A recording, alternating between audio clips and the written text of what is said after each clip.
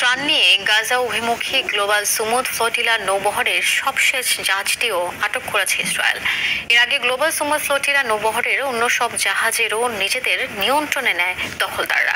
এদিকে গাজায় ত্রাণ প্রবেশ করতে না দেয়ায় বাংলাদেশ সহ বিশ্বজুড়ে উঠেছে নিন্দার ঝড়। প্রতিবাদে রাস্তায় নামে বার্সেলোনা, মালয়েশিয়া, পর্তুগাল সহ বিশ্বের বহু দেশের মানুষ। আটককৃতদের দ্রুত মুক্তির দাবি জানান বিশ্ব নেতারা। দেখুন ইমতিয়াজ আহমেদের রিপোর্ট। বুধবার গভীর রাত থেকে এভাবেই গ্লোবাল সুমুদ ফ্লোটিলার নৌবহরে থাকা একের পর এক জাহাজ আটক করে ইসরায়েলি বাহিনী। ক্ষুধার্ত গাজাবাসীর জন্য ত্রাণ নিয়ে যাত্রা করা মানবাধিকার কর্মীদের দিকে উঁচিয়ে ধরে বন্দুকের নল।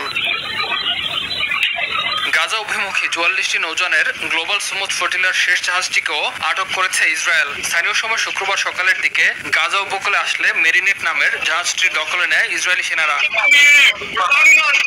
লাইভ স্ট্রিম হওয়া ভিডিওতে দেখা যায় জোর করে জাহাজটিতে উঠে পড়ে ইসরায়েলি বাহিনীর সদস্যরা। জানা যায় পোল্যান্ডের পতাকাবাহী মেরিনেট জাহাজটিতে 6 জন ক্রু অবস্থান করছিলেন। এ সময় নৌযান সহ আটককৃত সবাইকে ইসরায়েলের বন্দরে নিয়ে যাওয়া হয়। আমরা ফিলিস্তিনি টাইমে এসেছি। এর সাথে আমরা যেটা জানতে পেরেছি যে ইসরায়েলের আগে সমুদ্র ফ্লোটিলার অন্যান্য যারা ছিল ওটা আলাদাভাবে গিয়েছিল, আমরা ভিন্নভাবে গিয়েছিলাম। তাদের সবগুলি জাহাজকে আটক করেছে। জব্দ করা জাহাজগুলোতে যুক্তরাষ্ট্র, স্পেন, আয়ারল্যান্ড, ফ্রান্স ও বেলজিয়ামের নাগরিক সহ ইউরোপীয় পার্লামেন্টের নির্বাচিত প্রতিনিধি, আইনজীবী, অধিকার কর্মী, চিকিৎসক এবং সাংবাদিক আছেন। নেতানিয়াহু প্রশাসন বলছে তাদের সবাইকে ইউরোপে পাঠানো হবে। এদিকে ফ্লোটিলাকে অপ্রয়োজনীয় প্ররোচনা বলে উল্লেখ করেছে যুক্তরাষ্ট্র। তবে সুমুদ ফ্লোটিলা আটকের ঘটনায় ইউরোপ ও বিশ্বের বিভিন্ন প্রান্তে ব্যাপক বিক্ষোভ হয়েছে। তুরস্কের পররাষ্ট্র মন্ত্রণালয় এই ঘটনাকে সন্ত্রাসী কর্মকাণ্ড বলে আখ্যা দিয়েছে।